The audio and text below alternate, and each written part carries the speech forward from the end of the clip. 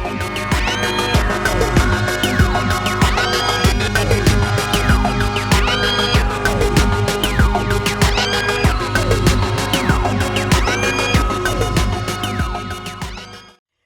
there, welcome back to the Real Matrix Files YouTube channel.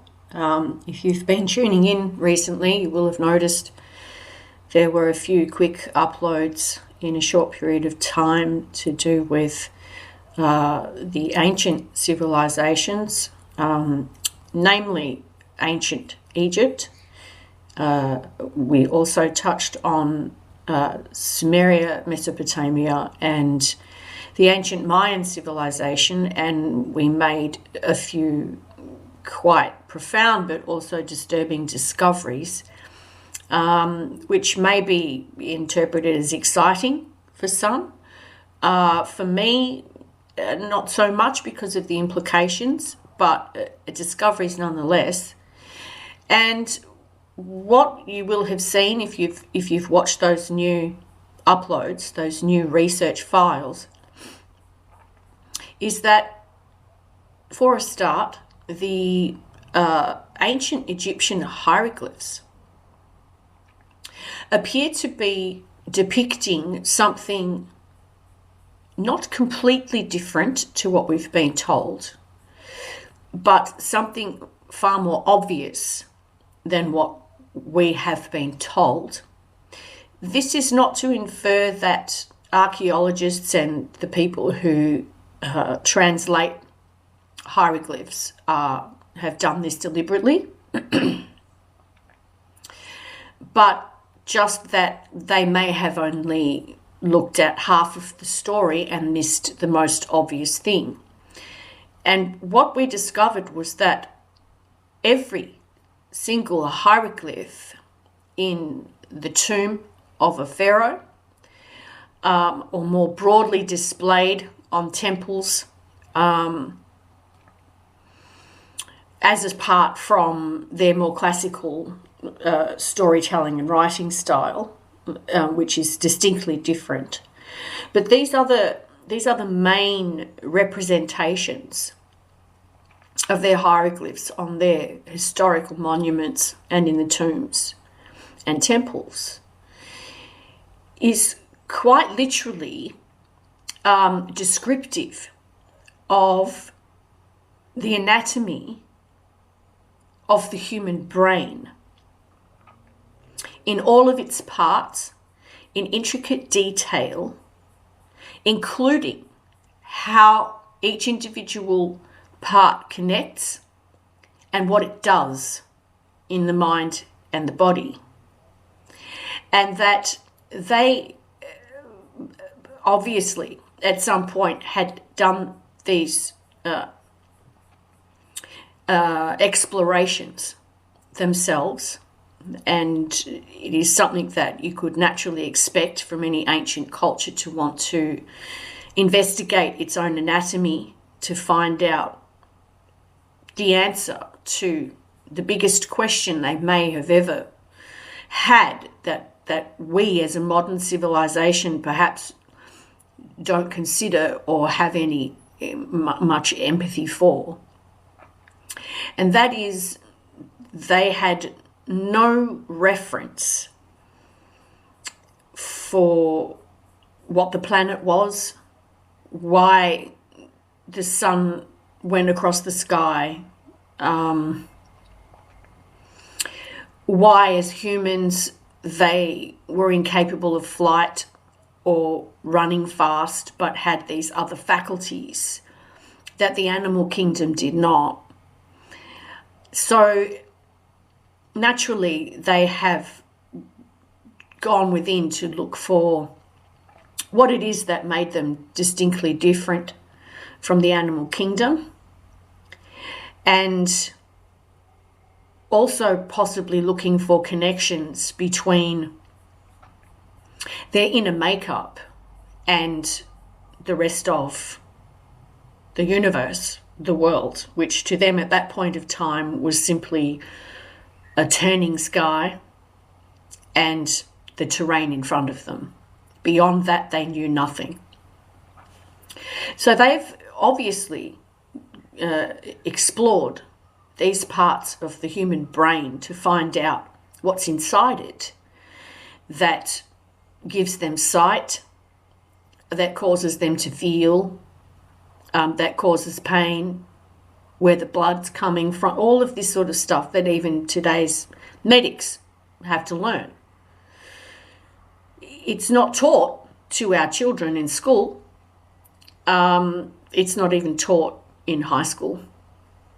It's a specialised field, and only if you go into that specialised field would you ever understand fully the workings of the human brain.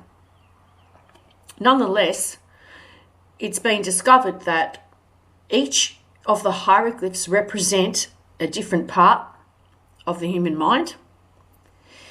They are descriptive of human consciousness, and they also kind of double up a little bit where they have a representation in the form of a god for one section of the brain, but as soon as it connects to another part, they then include that second part and call that whole thing another god.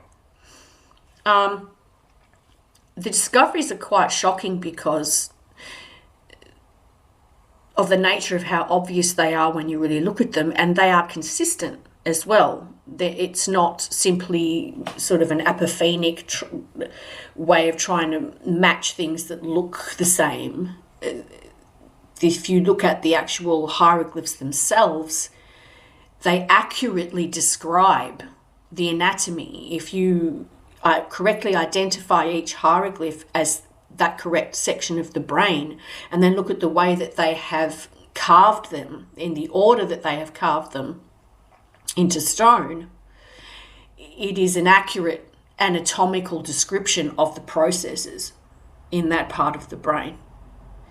And it's astounding because it is as obvious as, for example, the scarab beetle now appears to represent the overhead view of the human brain, with the optic chiasma, the ridge that runs around the back of the cerebellum, and the wings that appear to be there as part of the hindbrain, sort of flaring out to the sides.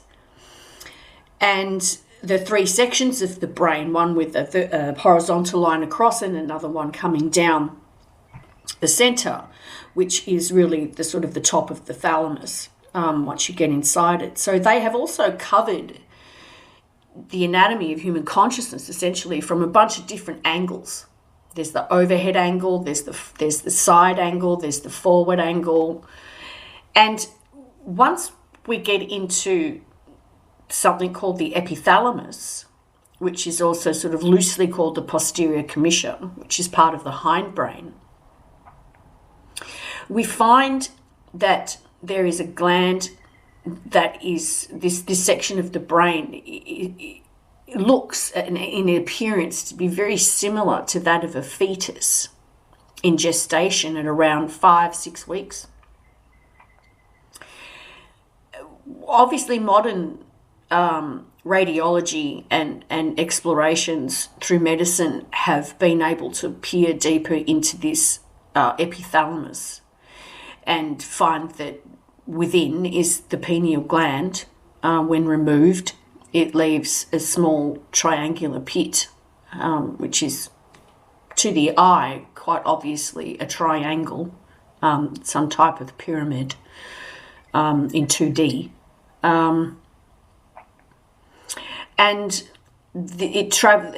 below this, there is the crossbar, which goes back across the back of the hindbrain. And then we begin to travel down the pineal stalk and into the brain stem. And within this epithalamus and this posterior commissure horizontal dissection of this part, we see that there are distinct geometric shapes and many smaller nuclei that control automatically mostly the optical centers of the brain and how they connect to the optic chiasma. The others control reproduction, the heart, and in some cases the tongue muscles and the jaw.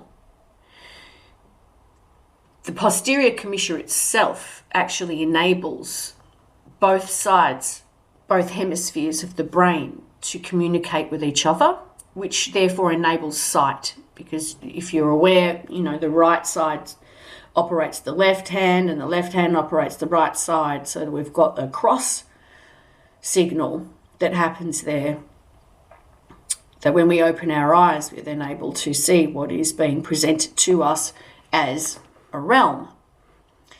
And now, the pineal gland sitting where it does, I discovered that it too is consistently represented in right throughout the ancient Egyptian hieroglyphs.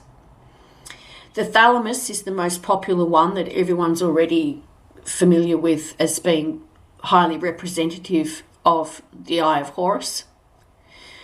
And the thalamus gland has two distinct parts to it because it's sort of a bit more like a butterfly in the brain from above, each side sort of serving each hemisphere. And that is why they had descriptively labelled them as being two different eyes, the Eye of Horus and the Eye of Ra.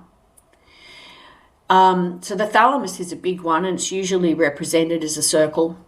The pineal gland is sometimes represented as a smaller circle or as an actual sort of grain of rice shaped thing in the hieroglyphs, or a diamond type of oval shape. We see where the depiction of the goddess Isis is actually the shape that they discovered around the pineal gland. And the fact that this whole section appears to be gestational, in that it remains in the human brain for all of our adult lives in a gestational type of state, as in it stays at the same stage that a 6-week-old fetus would be at in its appearance, and its functions obviously more developed because the fetus, so we grow and we become adults, so the functions within those nuclei mature, but the area itself is highly gestational, as if it's in some type of womb. Further down, where the posterior commissure crosses the stalk, there is a structure that appears to be exactly the same as a house. It has exactly the same shape as, say, if you're familiar with Facebook, the home tab that we click on, and there it is, it's a house. That shape, with the angular roof and the house underneath it. And in that section of the brain, it is actually depicted upside down as it joins the two peduncles, I think they're called. I'm new to the anatomy side of things, so I might be getting some things wrong, but it joins those two parts of the stalk together. And looking even closer, we can see that there are nuclei at the ends of each sides of the roofs, so that when you turn it the other way around, it appears that there are little sort of creatures there, and they're holding something up on an angle to touch each side over this house, which again is a bunch of very specific nuclei that are joining those two hemispheres together and controlling mainly the optic centers and the reproductive section and the face and the tongue, right? This I cross-checked with the Ark of the Covenant, the design of the Ark of the Covenant as we've come to know it culturally. And it's the same. It's exactly the same.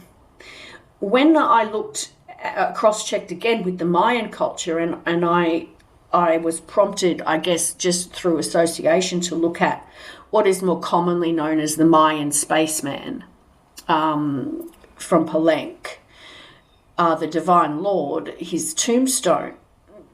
Some of you may be familiar with the fact that it is incredibly elaborately carved, and it appears to be a spaceman in a spaceship, because the way that they drew their art, their artistic expression was sort of quite, I don't know, geometric and sort of machine-like, with a lot of straight lines and circles and flair, and that this was how they expressed themselves in that culture.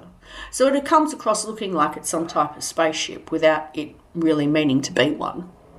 Well, of course it wasn't, because they didn't have any reference for that at that point in time. It's just the way that their cultural artistic expression is expressed in carvings that makes it look like there's a little bit more going on. So I cross-checked it, and I also noticed that the section of the inscription, which is directly underneath the Divine Lord's, in quotation marks, spaceman, also matches the Ark of the Covenant, which also matches this section of the epithalamus and the brainstem. So straight away we have, and matches the representation of the Ark in hieroglyphics as well, which is often seen as a rectangle with the handlebars sort of coming out at the top and the bottom in ancient Egyptian hieroglyphics. So it's there across 4 reference points as looking exactly the same. Okay? So what we do when we're researching, investigating these things, is we don't stop at, okay, it looks the same as one other thing. We look to see if it looks the same as anything else in any other field of study that might apply, or any other culture that might apply. And right across the board, we have identical depictions of exactly the same thing matching itself in every other expression of culture at that period of time, including Mesopotamia and Sumer, So these cultures have explored their anatomy, and they have found what they believed to be the main chip, the main interface, the most inward spot that can be identified as the source of the workings of the human mind, and that would be the epithalamus. The other astounding discovery, which had me a little bit knocked out for a couple of days, excuse me, was that the Mayan spaceman, or the Divine Lord, in the Mayan culture, is seated on top of the posterior commissure. He's seated on top of the Ark of the Covenant. And he is cupping in his hands the triangular pit where the pineal gland sits.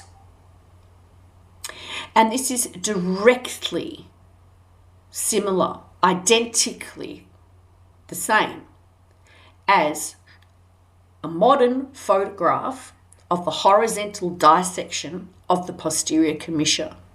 There is clearly the appearance of something which looks like a man sitting on the side with his hands cupping the pit where the pituitary gland, the pineal gland sits in the actual anatomy. So what we have to understand is that the ancients did not know what the names of these parts were, and they could only express them and describe them in terms of what they looked like to them. So the ancient Egyptians were finding these parts of the brain and saying, this looks like a woman sitting with her knee up. This looks like a bird. This looks like a falcon. This looks like a scarab. This looks like a jackal.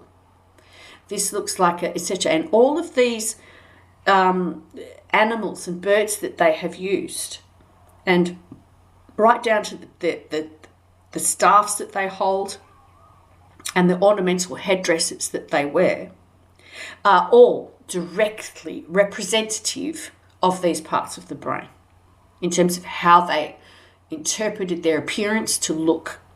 And that was their artistic way of depicting it as carvings, because they had no language for them.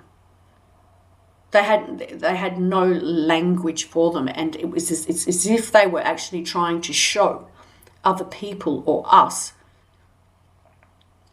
what they were really describing by going as far as depicting them as animals, so that we could recognize that they are the same shape and put it together. So it's a remarkable finding. It ties in quite closely with Bible scripture, Noah's Ark.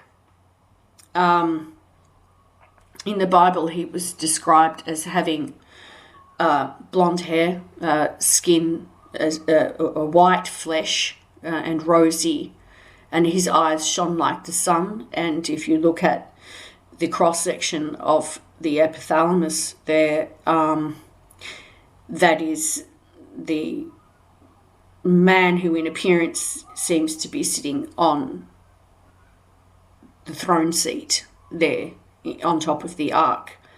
It is a very white, fleshy section of the brain filled with a lot of fibres. That actual section is a nuclei of some description that controls a part of the body, but just happens to look like a spaceman or somebody sitting there with their hair and a face and the hands and the knees going up, and so it has biblical implications as well. It helps us connect our anatomy to what the ancient Egyptians appear to have identified with as being some type of biological, elemental, subconscious consciousness, where they may have believed that is where their creators resided, given that if you follow a logical path of thought, if it is the most internal point, and the pineal gland is the most internal point and the only singular gland in the brain, that they would identify with this section as being the origin and therefore something closer, or the closest to their creators that they could get. It's just disturbing in the sense that the mythological interpretations that archaeologists and transcribers have given us is not necessarily incorrect. It's just that what they describe in myth is the signal processing of the human brain, the parts of the brain where they sit and their functions. For example, Mart and Thoth are part of the same section of the pons and the medulla oblongata and the midbrain, and they both hold staves, and their meaning in the mythological sense is that they stood for justice and order. We find that anatomically what that section of the brain does is connects to the spinal cord, which, if you have a more poetic understanding of these things, represents justice and order. Order. Now, these mythological interpretations by the archaeologists and the transcribers may be incorrect in some ways. They may have been too lofty in some of their assumptions, and in other ways they may be absolutely correct in terms of offering a poetic understanding of the mind, the consciousness of the mind that is being described there by the ancient Egyptian culture. So it's also a process of constantly cross-checking and keeping in mind that the Egyptians may not have understood this bit here, this hieroglyph here, as well as they could, and they might get a little bit wrong, or today's archaeologists might get a little bit wrong, and then just sort of having to look at it and goes to the anatomy of the human brain to figure out exactly which is the correct thing. But you'll find that all the stories, all the myths, all the talk of their gods and everything are all representative of parts of the human brain. Where this becomes concerning is the fact that this Ark of the Covenant, which is basically just means, something that enables God or a creative force to have an agreement with humans. In the Bible, it was with Moses and the Ten Commandments, and how this ark in the epithalamus is obviously created first by genes, by the human genome. So we have an internal communication that's going on there with the human genome that the ancients and the prophets were seeing on the outside of them. How that works is a little bit more difficult to understand, but or to explain, I should say. But for now, they were hearing and seeing representations of essentially what was going on in the back of their heads through their own bodies, and our connection to that biological elemental consciousness, and receiving these instructions as the brainstem moves down and connects to the heart. It's a very, it's quite a profound discovery. I don't know that it's a surprising one. There are already many people who've looked at ancient hieroglyphs and said, oh, that's the ram's horns, that's this, that's that, that's that. Yes, that's true. But to actually connect them up to the hieroglyphs and the stories that are being told there is sort of another level, to then discover where the Ark of the Covenant really is, and discover what its functions are, has a sort of spinning off into a, well, okay, this is missing link territory, because we have certain faculties that the animal kingdom does not. How did it get there? And these things have a certain geometrical structure to them, which indicates some type of intelligent design. And then after that, we spin off into the present day, of course, with time not really existing, where sort of this is all happening at once. And the technologies that are being employed to penetrate the human mind through mobile internet and impact these centres of the brain in such a way to manipulate and control the emotions and thoughts of human beings, with such a devastating effect that a false paradigm is injected, where we are presented with a realm that is a split system, that is a time cycle system, that is filled with time code, that has a sun and a moon and a day and a night, and all of this is contradictory to the truth, which is told to us through sacred texts of there being an internal elemental biological consciousness extending to energy of ether and life force, the grace of God, if you're Christian, where there is no nighttime. There is always a gentle light. So we are presented through this manipulation of our genome and of the back of our brains there, a little bit like the Matrix where they get plugged in, through the insertion of speed of light mobile internet, and the many other technologies that the military departments have developed and released to the public and the rest of the world to hook us into a false paradigm, a fallen state. There is so much more of a conversation that can be had here. I don't want to make this podcast too long, but the implications in so many areas are quite incredible. It goes all the way back to ancient Mesopotamia, depicting the exact same things. The images of them with the crossed wings at the back, they are not winged creatures. That is how they depicted the optic chiasma as they hold the pine cone in the epithalamus of the brain there, a bit like the Palenque spaceman Noah sitting on the posterior commissure, and the ram's horns as the hippocampus and the amygdala. And they are holding it up proudly, displaying this in their art to show that they had discovered what they believed to be the driver's seat of human consciousness. So when it comes to stories of Anunnaki and genetic engineering, we might be needing to look to the current day and who those people are right now.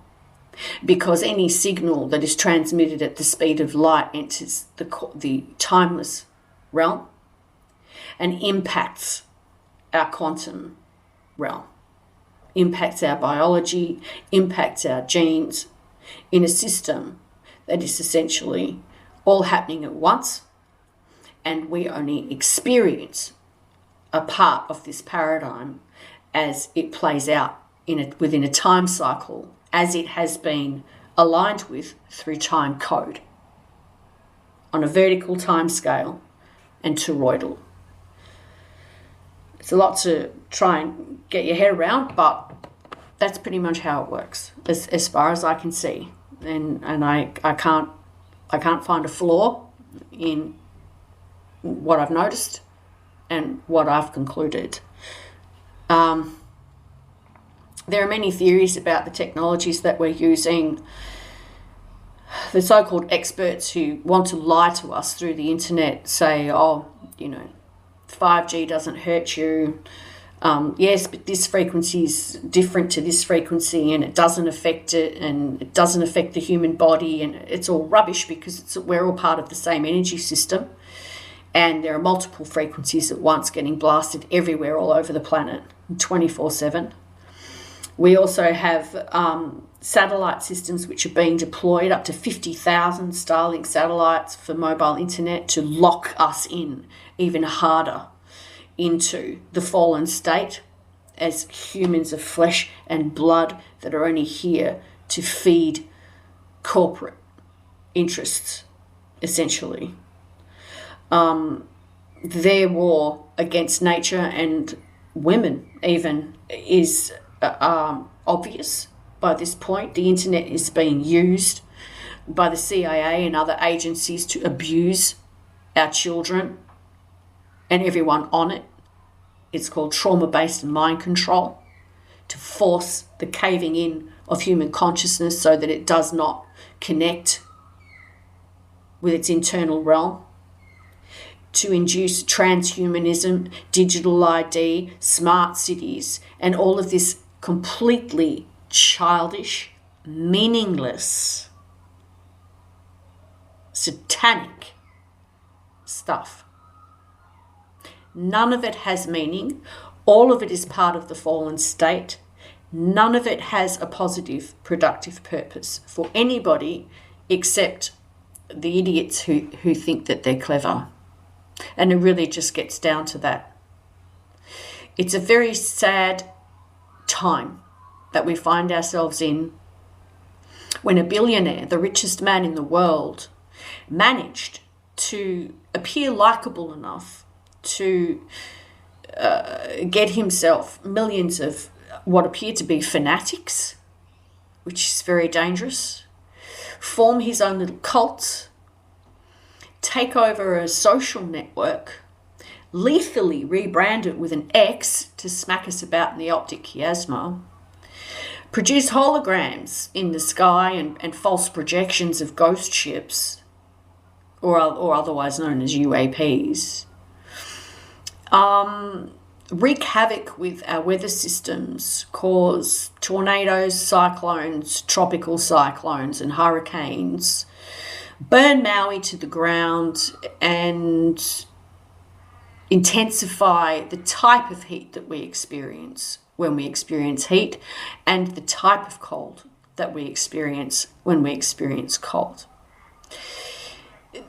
The billionaire has not been forthcoming in anything that he may or may not know about the UAP appearances over America recently, New Jersey mostly, some parts of the UK.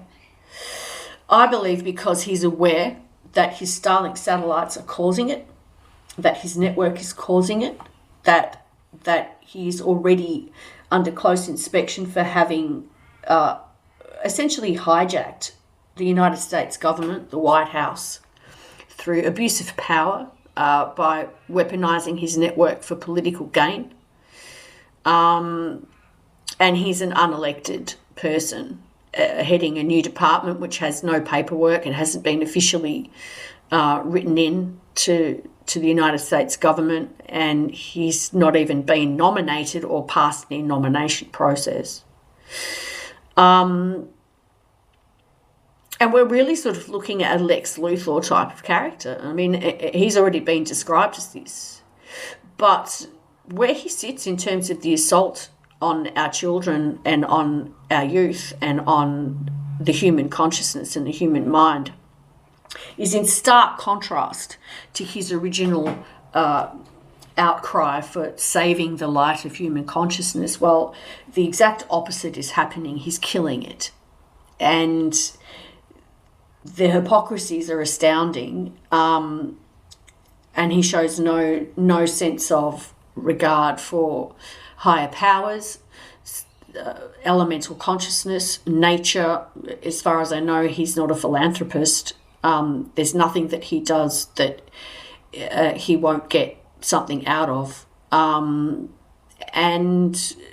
as far as the network itself goes, Twitter, everybody who's there is only there to help him pay off his debts. And it's all of this in the name of free speech, which still does not exist on that network because many, many people are censored and kicked out daily. So I don't know what the man's caper is. I identify him as a reptilian creature. I identify him as a psychopathic creature. I identify him as a misogynist in the sense of the circles that he moves in, being familiar with trafficked women, raping trafficked women, access to trafficked women, and regarding women as a handbag instead of the mother of the pharaoh, the mother of the great house, as it is more accurately translated, the mother of the great house, which is the house in the Ark of the Covenant, displayed there, joining both of those sides right on the posterior commissure in the brainstem as we go up the epithalamus and into the pineal gland. And the culture that is being put out through the internet is the low vibe, degenerate, incel, we hate women, we're pimps put women down as much as possible type of mindset, complete with all the toxic memes to really poison our children and poison our youth into a very evil and ignorant, dark, insidious, snivelling, incestuous culture, which is what is being predominantly promoted through social media and has done since Facebook started in 2004. This comes from, quite literally, the frat boy mindset of the college grads who invented most of this stuff, the network side of things. And they have not relented for a second in relegating women to an inferior role because they're all porn addicts. They all love watching porn. And you'll notice that it's only the women who are ever called whores. It's never the male porn stars who get called out.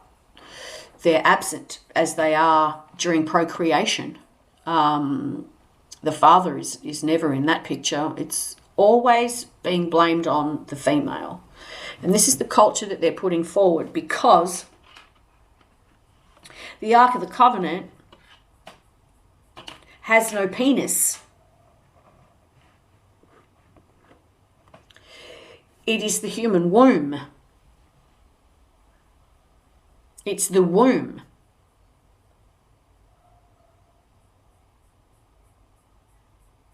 And the men of this world could not cope with the fact that the seat of the soul of mankind is female.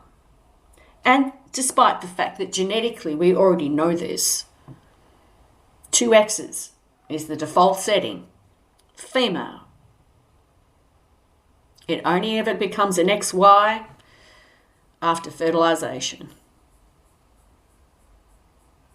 But we are pushed down, and this is not just a gender issue. This is how feminine energy interrelates in our environment, nature, Mother Nature.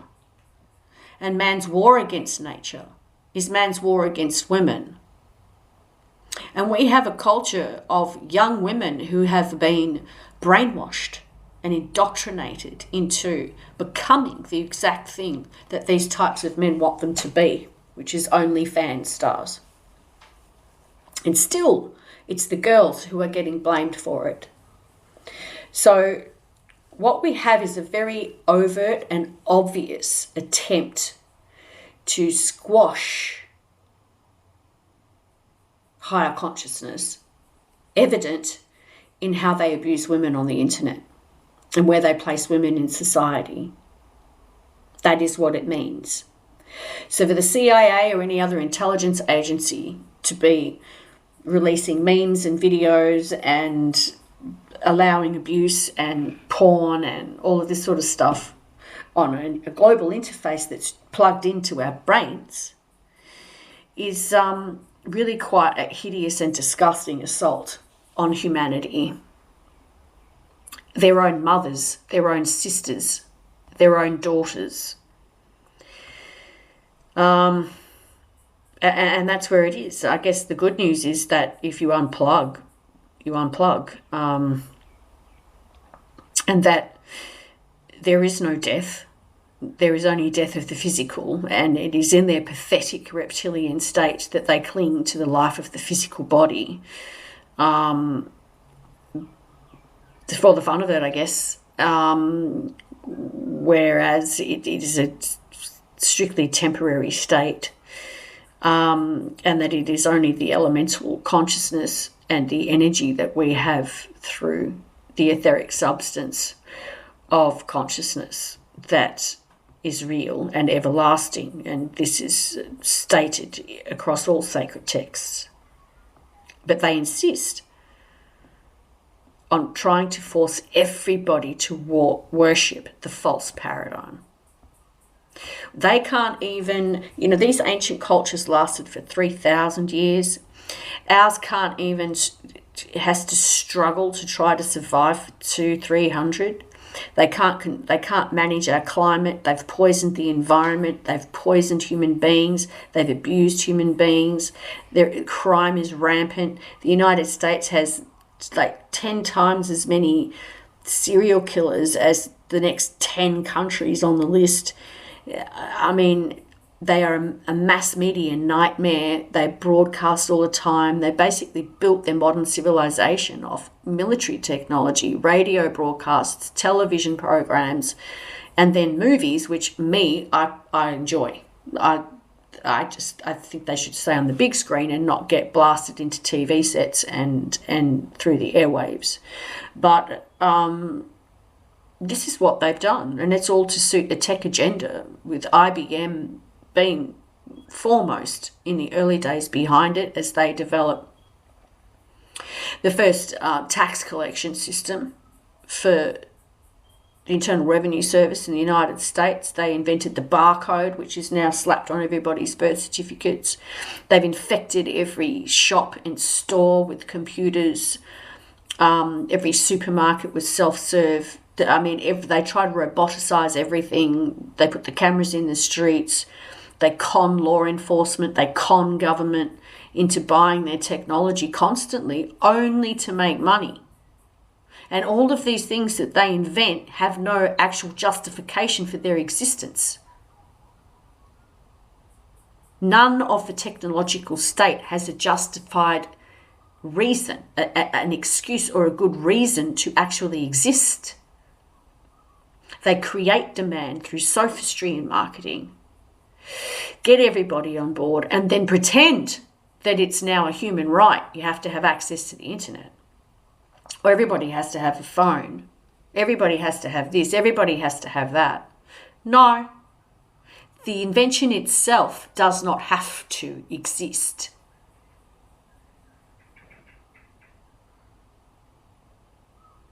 These things were invented because they could be invented. And we get back to the saying from Jurassic Park, Dr. Malcolm, your scientists were so busy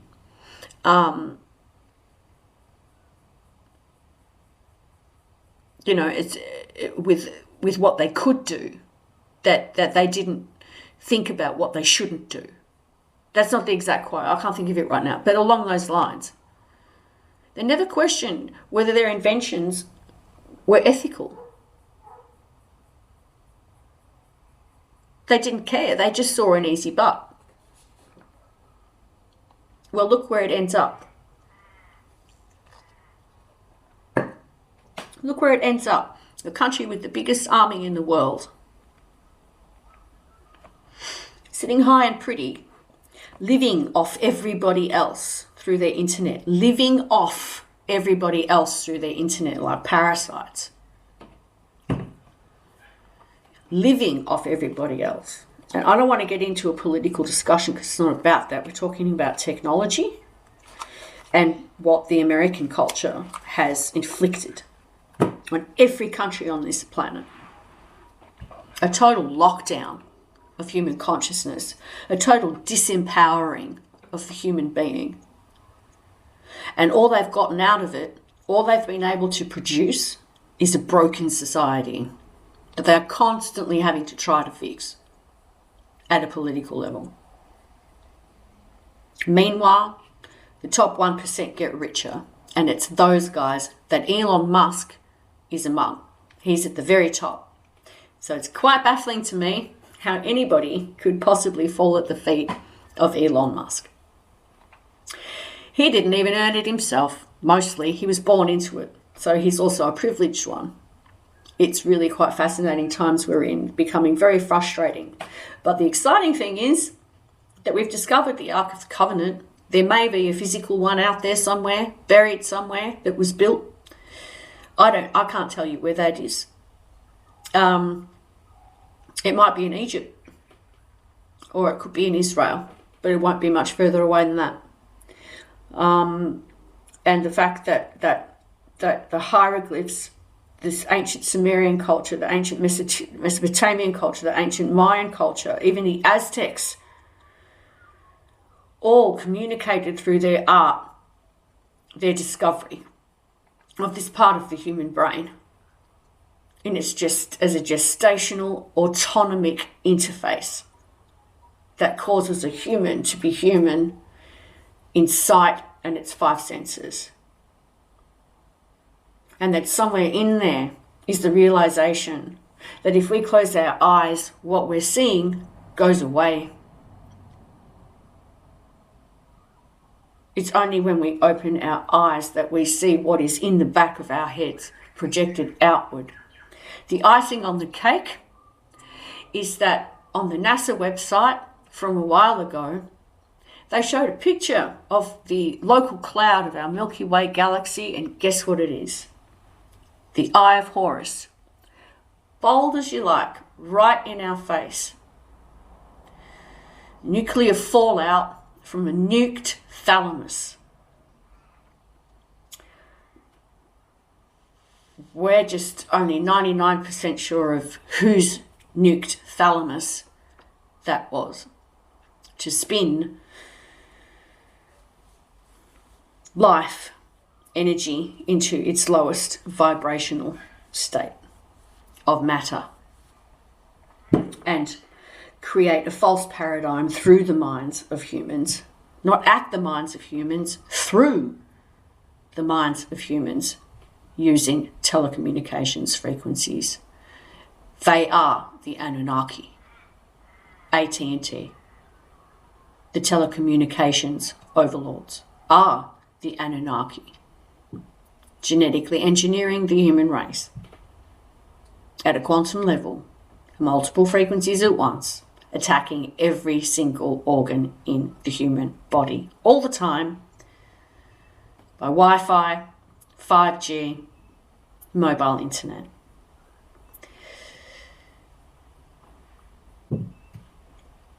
Good news, bad news, but please do explore the ancient hieroglyphs for yourself, as I've sort of indicated to you which sections, which hieroglyphs represent which parts of the brain. See it for yourself. If you're anatomically minded, you might even want to refer to journals and medical journals about the different parts of the human brain and their functions, and you will find that it is all lined up there. And I hope you enjoy that discovery. And I hope that the historic record of these ancient cultures is adjusted to include this fact that they were describing what made them human. They were describing that part of their brain. They were describing them as some type of gods that perhaps they could hear. They were dreaming at night and experiencing release from the body. They may have felt that their dreams at night were a glimpse of the afterlife, and that when a person physically died, they enter a long sleep. That may be why they preserved them and mummified their bodies as they did with the pharaohs. Nonetheless, they have used this as the basis of their culture for 3,000 years. And then, of course, biblically, we come over to Israel, and God is saying he's taking people out of that house, that great house of physical bondage, and into the promised land of the heart, to then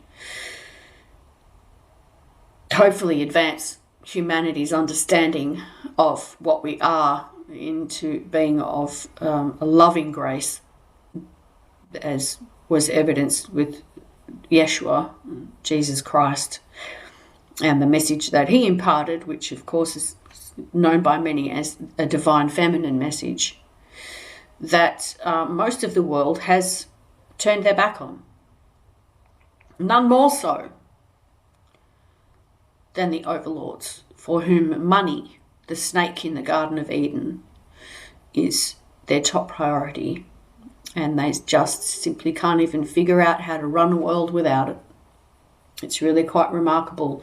We have examples set for us for 3,000 years of how to have a civilization last, and our current overlords can't figure out how to make it happen without hurting people, without killing people, without trafficking people, without poisoning people, without destroying people's lives, without going to war, and without killing our children with their technology. So it's not a great write-up for the people of today. I think really the only main difference is that we have decent sanitation and individual housing, which is possibly more grand than a stone hut. But